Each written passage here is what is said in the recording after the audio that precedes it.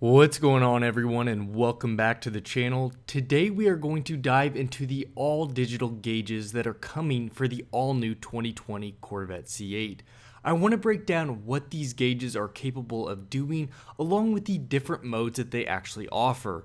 As many of you are already aware, the Corvette C8 will be the first Corvette to have all-digital gauges. Just 2 generations back, the C6 Corvette was fully analog. I actually loved the large analog tach and speedometer that was on my C6 that I owned, and it was very similar to the layout found in the C5 Corvette. So for over 15 years we had analog gauges until the C7 was released. This was the first time that we saw a combination of both analog and digital together in the gauge cluster.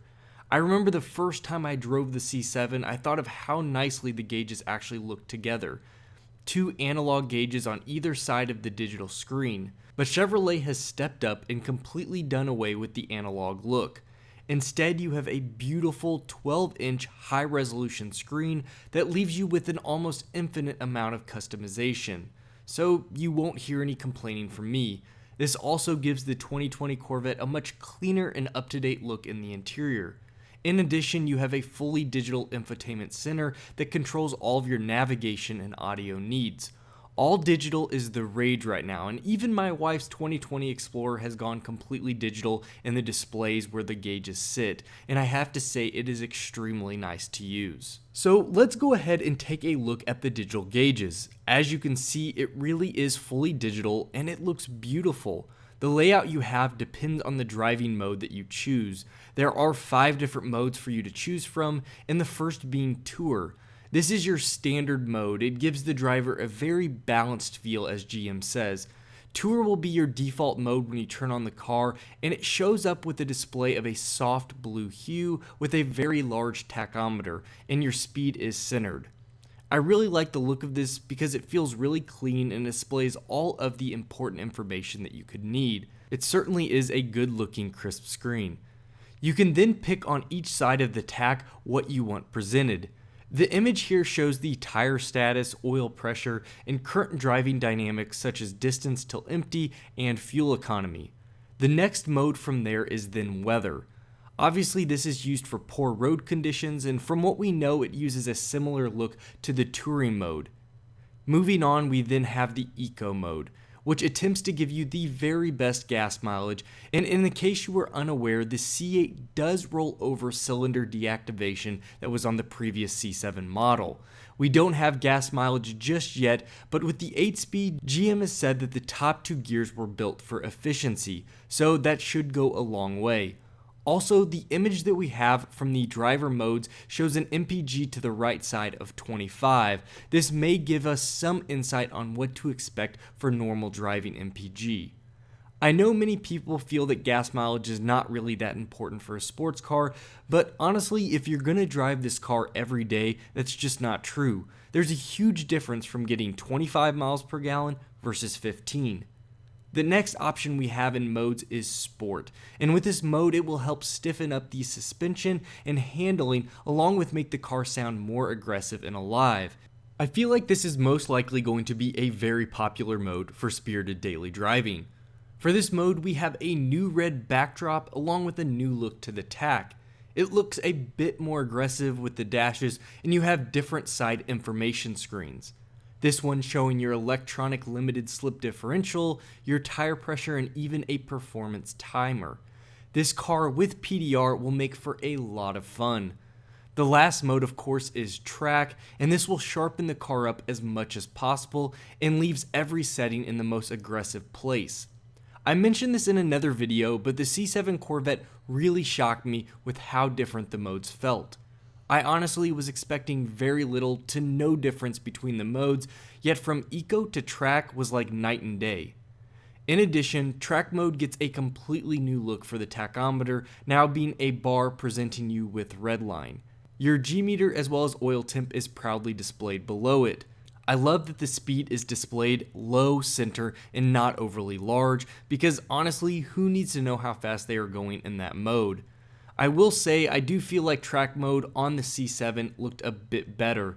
I really love that look, and it left a sense of feeling when you saw it jump onto the screen. I'll show you a picture of it now.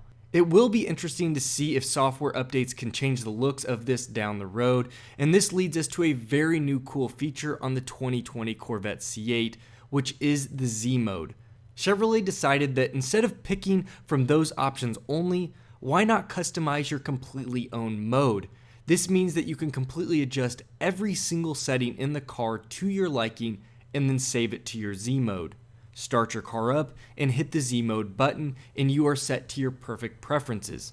You can have the car loud, yet soft on the steering, or very heavy steering coupled with a soft ride with your magnetic ride control system. It really is customizable, just like the display. For the customization, the screens, you do have a couple of digital gauges that will not move. As you probably noticed from the images, water temp along with the fuel will always be on the bottom of the screen. Your speed will always be somewhere towards the middle, but shown in different fashions. Other than that, you have full ability to customize the look of your layout, choosing different gauges to be displayed. I am going to throw up an image from a recent presentation that shows all of the configurable choices you have for your driver information area. I think this will make for a lot of enjoyment out of people who want to set up their car exactly how they want, and this will be one of the very first videos I make this coming spring when I take delivery of my C8 Corvette. And speaking of my C8 Corvette, I have been in contact with my local dealer and I should be getting my car within the last weeks of February. I'm so excited and I cannot wait to share this car with you. I know a lot of you have been aware that there is the UAW strike going on. My hope is this is figured out before it impacts any type of production for the all-new Corvette, but only time will tell and I'll keep you updated on that information. The last thing I wanted to talk about in today's video is that this Sunday I will finally be previewing the all-new 2020 Corvette at my local dealer. Since I am purchasing through them, I have received an early access rights to the car with a handful of other people who are ordering it. And this means I should have a fairly good look at the car before it gets too crowded. I will try to get tons of video over the car along with answer any questions that you all might have. I have been collecting questions for quite a while to ask the engineer that will be on site, but please right now drop any questions that you have below. If it is a new question, I will add it to the list. Also, make sure you're on the lookout for my newest video that's going to be coming out after I see the C8 in person. I'm going to be doing a full review on the car, and I will answer those questions in the list that I have then. But I can't wait to show you what the interior, the exterior, and just my overall thoughts on the car are going to be.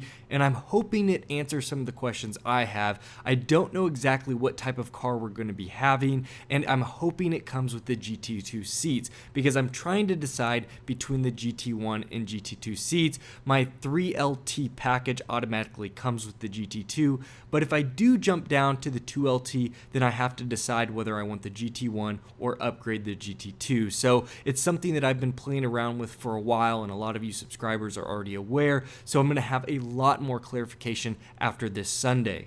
Well everyone, I hope you enjoyed today's video. If you did, please make sure you support my channel and hit that like button. It would be so appreciated. If you are new to the channel, we would love to have you subscribe and join us. Also, to all of my subs out there, make sure you have your bell notification hit so you know when my next video comes out. As always, you all take care and I'll see you next video.